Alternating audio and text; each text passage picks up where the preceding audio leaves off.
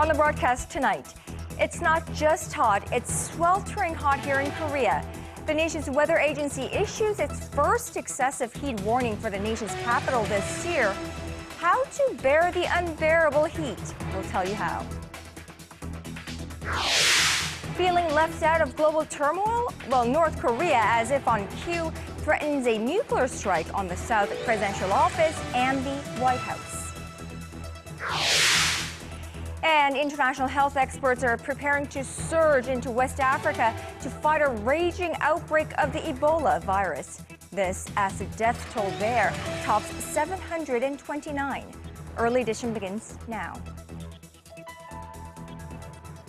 I see trees of green, red roses. 늘 남편 먼저, I see them 늘 자식 먼저. for me and 레이디 퍼스트라는 말을 믿고 살아온 당신.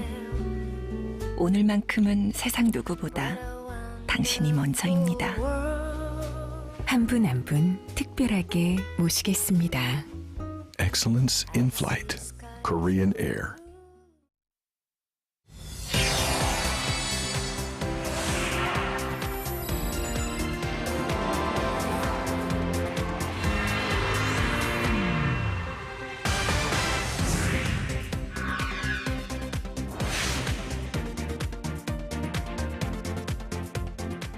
It is 5 a.m. in New York, 9 a.m. in Sierra Leone, and 6 p.m. on Friday, the first day of August here. Live from Seoul, I'm Moon Gon-young. And I'm Daniel Chen. Thank you for joining us. We begin with the weather today. Right, the heat is on here in Korea. It's not just hot, it was one sizzling hot day here in this country. In fact, the nation's weather service issued its first heat wave alert of the year for the nation's capital earlier today. Well, it's not hot enough to fry eggs on the asphalt pavement yet, but we did have a lot of alarms going off at smartphone users with a nationwide heat wave alert going on. And it is no laughing matter. People actually lose lives in the process, or rather under this extreme conditions. For details, we are joined by Michelle Bach. Good evening. Heat wave advisories and warnings have been put into effect all across the nation. And even though we're moving into the evening hours here, temperatures across the board are still in the 30s. Now, Seoul is currently at 34 degrees Celsius today, and Daegu is at 32 degrees. And at this point, it is really important to take care of your health by drinking lots of water, eat regularly, and protect yourselves against sunburns and etc. Now, so please stay cool and healthy because we have even hotter days to come. Well, that's all I have this moment. I'll be here with more updates later in this newscast. Thanks, Michelle, for that, and we'll check back in with you later in the newscast. And it's not just the weather, but the nation's National Assembly is red hot getting work done. Well, now that the by-elections are behind them, Korea's parliament, with its semi-new look, is finally focused on a number of bills designed to energize a lackluster economy and improve the people's livelihoods. 7,000 and counting, and adding to these bills at the top of the agenda, in fact, is a key piece of legislation designed to uncover the exact cause of April's ferry disaster. Here's our Kim Young-gil with this story. More than 7,000 bills await parliamentary review, but none are perhaps as urgent as the one that is aimed at uncovering the causes of April's ferry disaster. The rival parties continue to spar over the details of the so-called Seoul ferry bill, which proposes creating a panel of inquiry to look into the tragedy. But Saenuri Party lawmakers remain opposed to giving the panel prosecutorial powers. Other bills on the table include one that would subject civil servants and their relatives to criminal penalties if they accept more than 1 million won, around $8,000 from a third party, regardless of whether it was intended as a bribe. The scope of the measures are under dispute by the parties, who can't agree on whether they should extend to siblings, spouses, or even cousins of civil servants. And with President Park Geun-hye urging all-out efforts to boost the economy, lawmakers are under pressure to pass a stack of economic bills. They range from the introduction of tax schemes that encourage companies to pay higher wages, and easing mortgage rules that limit loans for home buyers, to support for companies that transition temporary employees into permanent positions. The ruling Saenuri Party's victory in this week's by-election raised its number of seats to 158 in the 300-member National Assembly. That means the governing party can now push bills through the parliament unilaterally without the cooperation of the main opposition party. Kim Young-kit, Arirang News. A group of defense experts is advising the U.S. government to work closely with China to prepare for a worst-case scenario in North Korea. What they're also suggesting is that Washington send more troops to South Korea to keep an unpredictable North Korea in check. Our Kim Min-ji has the details. American defense experts say the U.S. government needs to closely communicate with Chinese leaders in order to prepare for a state of emergency in North Korea. A report by the U.S. National Defense Panel led by former Defense Secretary William Perry and retired Army General John Abizad says the most probable emergency scenarios would be the breakout of a war or regime collapse. The independent panel assesses the Pentagon's quadrennial defense review. The report added there was an increased need to dispatch U.S. troops to South Korea amid heightened tensions on the peninsula. It added that the stationing of smart weapons was also urgent in order to ease nuclear tensions and reduce civilian deaths in case of war. Citing the U.S. Defense Intelligence Agency, the report said North Korea is concentrating on the development of nuclear weapons and missiles because it lacks conventional military strength, adding that plans are needed to secure the North's nuclear weapons in case they fall into the hands of terrorists.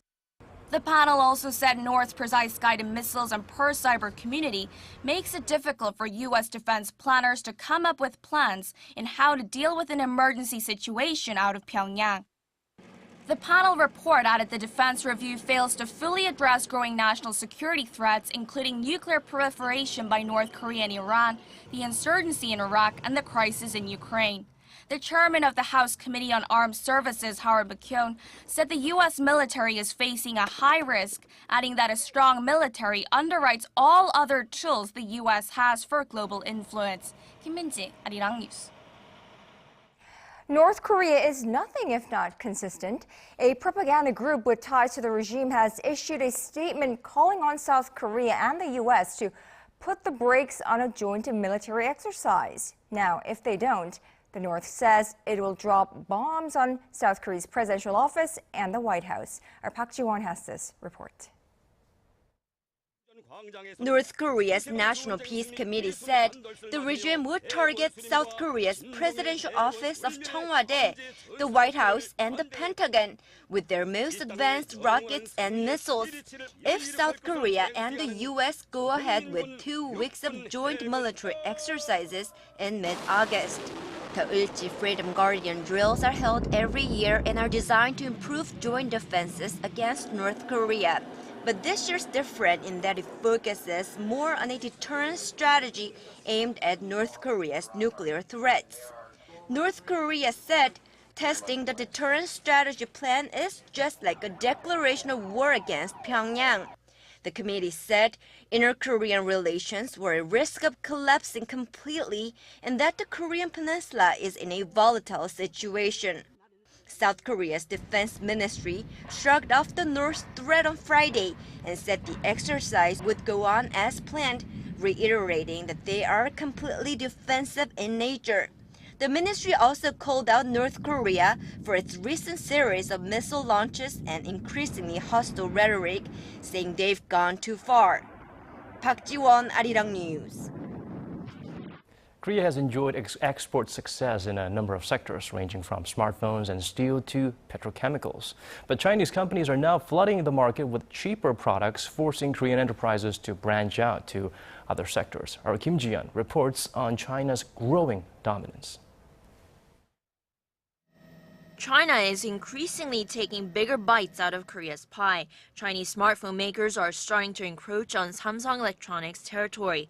Although Samsung remained #1 in global market share in the first half of the year at 23%, China's Xiaomi was a close second at 21%. The Chinese smartphone makers are gaining ground as their skills catch up with their attractive pricing. It's a similar story for Korea's petrochemical and steel companies. The operating profits of Korea-based steel steelmaker POSCO in the second quarter stood at $547.6 million, down from $681 million on year. At the same time, the rate of steel imports used in the domestic market has sharply increased. The proportion of steel imports stood at 40% from January to May this year, up more than 11 percentage points compared to the same period last year. More than half of those imports came from China. The business life cycle, when looking at the Korean steel industry, is in its maturing stages. It will be difficult to compete with competitors from China in terms of price competitiveness. Korean industries need to seek out new fields in order to survive in the global market. An official from the Korea Trade Investment Promotion Agency told the Seoul-based Joseon Daily that the country needs to expand the types of goods it exports and should shift more of its focus toward consumer goods such as health and beauty products and the service sector. Kim Jeong, Arirang News. Well, China is inching closer and closer to Korea's level, but we can't find solace in the fact that Korea's trade balance stayed in the black for the 30th month in July. The Trade Ministry says exports rose 5.7% on year last month to $48 billion, while imports gained 5.8% to $46 billion. Compared to July last year, exports of wireless mobile devices saw the biggest increase at 25%, while exports of ships went the other direction, dropping 14%. The shipbuilding industry was hit due to an 80% drop in orders from China. The Trade Ministry says related ministry officials will meet soon to discuss the slump in exports to China, which is the largest importer of Korean goods. Korea's consumer prices gained at the slowest rate in 3 months in July as the price of vegetables and livestock stayed relatively stable. Statistics Korea says the country's consumer price index rose 1.6% last month from a year earlier, slower than the 1.7% gain the previous month. The agency attributes the low but stable price increase to a lack of severe weather conditions such as typhoons or heavy rainfall, which had led to some bumper harvest. Core inflation, which excludes things like oil and food prices, rose 2.2% a year last month. Finance Ministry officials expect the prices to remain stable for the time being.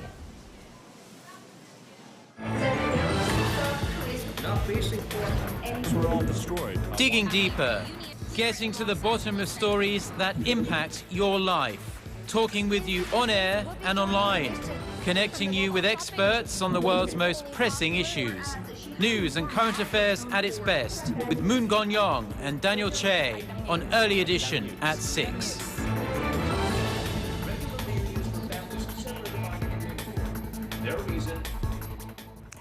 A 72-hour truce between Israel and Hamas that went into effect on Friday morning has already faltered.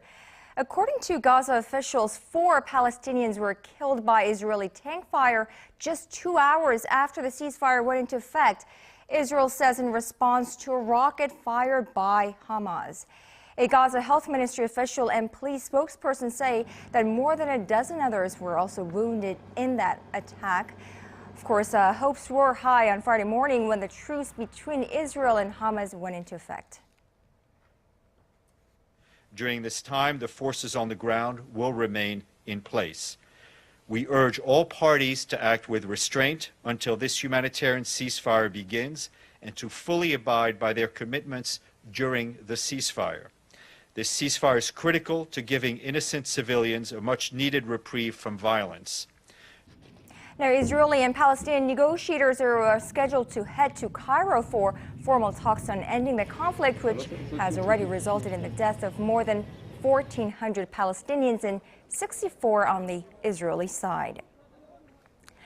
And more disturbing news. Health officials worldwide are watching the deadliest Ebola outbreak in West Africa very closely. Now, many are concerned that it's getting out of control and could spread around the globe. That's a scenario that officials are working very hard to avoid. The World Health Organization is preparing a $100 million plan to contain this deadly virus, which has already killed more than 700 people since breaking out earlier this year. Our Connie Lee with this report. Health authorities in West Africa are struggling to contain a deadly Ebola outbreak. To look over this fence right behind you now and look at the patients, and you know that their chances are very small. It's horrible. More than 700 people, including dozens of health workers, have died so far from this year's outbreak, and there are currently more than 1,300 others who are confirmed to have the virus. Sierra Leone, one of the hardest hit countries, is currently in a state of emergency, and health officials have begun to quarantine certain areas.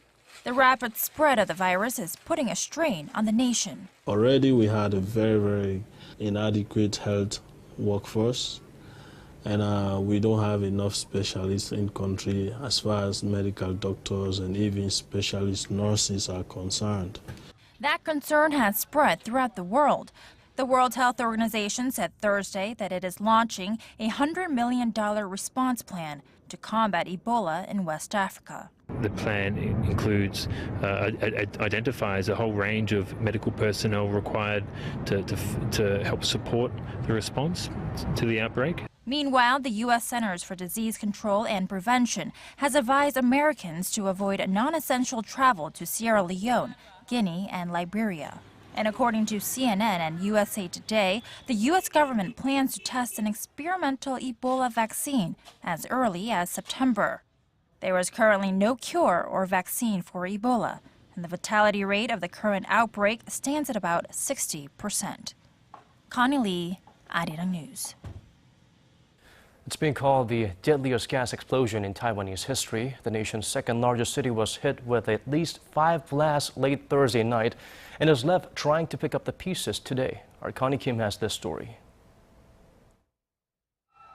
A series of underground gas explosions in Taiwan's second largest city have killed at least 24 people and injured around 270 more. Fire officials say it happened around midnight on Thursday local time in Kaohsiung and came after multiple reports of gas leaks. The exact cause of the explosions is still being investigated, but the director of Taiwan's disaster agency said propylene, which cannot be extinguished with water, was likely to blame. The country's premier said there were at least 5 powerful blasts in total. Witnesses reported huge fireballs soaring into the air, and the city's sewage system was also hit. Residents said it felt like the area had been hit by a powerful earthquake. Although the biggest fires had been extinguished as of Friday morning, residents of Kaohsiung were told to stay home as a precaution. Search and rescue operations are still in progress, but power was out Friday for 7,000 households in the area, which is complicating efforts. Kaohsiung is Taiwan's biggest port city with a total population of about 2.8 million people. Connie Kim, Arirang News.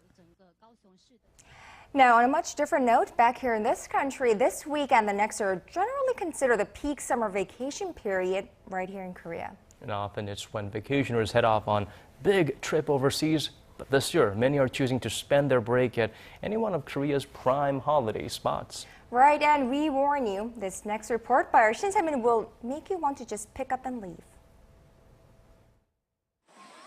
The peak summer vacation season is here. From late July and early August every year, more than half of Korea's population takes time away from their daily grind to go on vacation, especially now that school's out. My 11-year-old daughter is free from school and academies these 2 weeks, which is why we're taking our family vacation now. Many Koreans tend to go overseas for their holiday, but this year, with the economy stagnant due to the nation's April ferry disaster, vacationers are opting to stay within the country. Among the numerous sites to visit, many are choosing to head to beaches or valleys to beat the heat. Popular destinations like the southeastern port city of Busan are overloaded with people enjoying the sun and surf. Filling almost every inch of the 1.7-kilometer stretch of sand, the nation's largest beach has already welcomed over 1.5 million people this past Sunday alone. Spending my vacation with my friends in Busan couldn't have been better.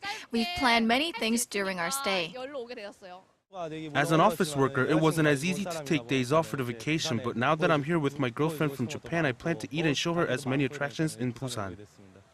And with the week-long Busan Sea Festival kicking off this Friday, including concerts and bikini competitions, the city is sure to attract even more visitors. It's crowded and can be expensive, but that hasn't stopped the flow of vacationers descending on Busan in the past and won't this year either. 신세민, Arirang News, Busan. Well, now let's see what's been gripping the domestic headlines here in Korea this week. And for that, we have our Yurian. Happy Friday. Let's go ahead and take a look at our first paper, 통화일보. Now, marking the 100th anniversary of the start of World War I earlier this week, the paper compiled a timeline of significant changes that came about because of the 4 years of war. Now, trench coats and watches are common items today, but they were actually first emerged during the war. Now, trench coats were commonly worn by British officers, and wristwatches were first used by members of the military as a strategic tool. Now, in the year 1916 was when condoms began to be widely used. Now, after nearly 5% of all British soldiers suffered from sexually transmitted diseases. Now, World War I also brought the curtain down on Britain's starring role in the global financial system, with the U.S. building up its own global banking industry on Wall Street. Now, finally, in the last year of the war in 1918, British women who kept the nation going as men went off for war attained the right to vote. Now, moving on to our next paper, from taking a look at 조선일보, the headline here reads, Japan takes 489 artifacts from ancient tombs in Yangsan. Yangsan is a region in the southern part of South Korea. Now, the artifacts you see here are from the Silla dynasty that were taken by Japan during its rule over Korea in the early 20th century. You see here a set of gold earrings and also a jade necklace, all of which were taken to the Tokyo National Museum back in 1938. These are some of the many artifacts, over 300,000 according to the paper, that are in Japan's possession. The article notes that Korea is unable to ask for them back since the museum claims it has no idea how the artifacts made their way to Japan. Now, finally, taking a look at 중앙일보, the article throws a question at readers asking which face out of these 5 looks most like a secretary. Now, it's a common custom for Korean employers to ask for photos from prospective employees before they come in for an interview. Now, these resume photos are 5 images of the same person, and each have been photoshopped to fit the image of different types of job position.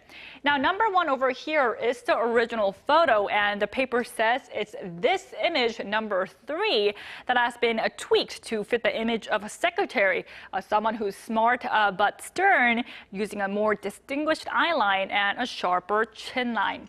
Now, number 5 over here with a friendly, bright smile is for a flight attendant. Now, the article notes that competition in the job market these days is as fierce as ever, which is prompting job seekers to put their best face forward in resume photos. A 24-year-old job seeker says after she visited a photo studio that specializes in resume photos to tweak her image for the different types of job positions she was applying for, her acceptance rate jumped by 3 to 4 times, and the cost up to more than $300.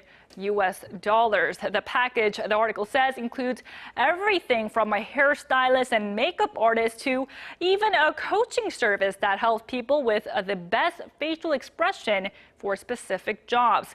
Now, this begs the question, is Korea growing even more image-oriented, or has it just simply become this hard to get a job? Now, with that, I'll wrap up your look at some of the eye-catching stories from the Korean papers this week.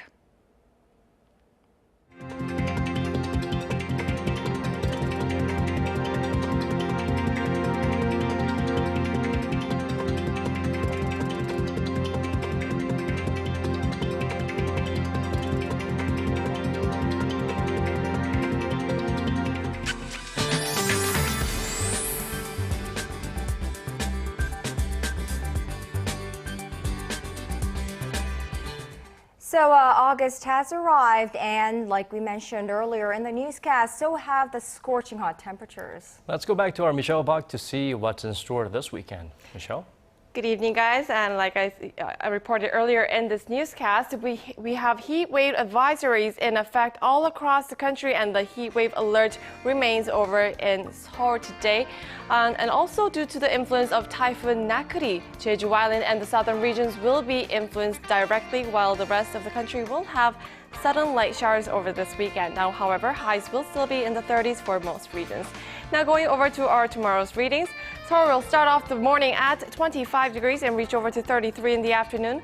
Meanwhile, the southern cities such as Daegu and Busan will peak up to 31 and 28 degrees. Now moving over to other regions, Jeju Island tops over to 28, Dokdo hits 29, while Mangkeong tops to 27. Well, that's all for now. I'm Michelle Park, and back to you guys. All right, thank you, Michelle, for that. And right, I'd like to tell our viewers that this would be my last newscast here in Arirang. I will be leaving to develop myself and to learn more to become a better journalist than I am now. I'd like to thank you all for allowing me to your homes every day, and it's been a very rewarding 5 years behind the news desk. Well, from where I'm standing, beneath the Tinkerbell-like outlook, she has unquenchable thirst for journalistic excellence and integrity, and of course, great passion and empathy for the stories and the people she works with and covers for. So it's been a great ride. Thank you so much, and I'll see you soon. And I will see you guys next week with more newscasts. Thank you for watching. Thank you for watching.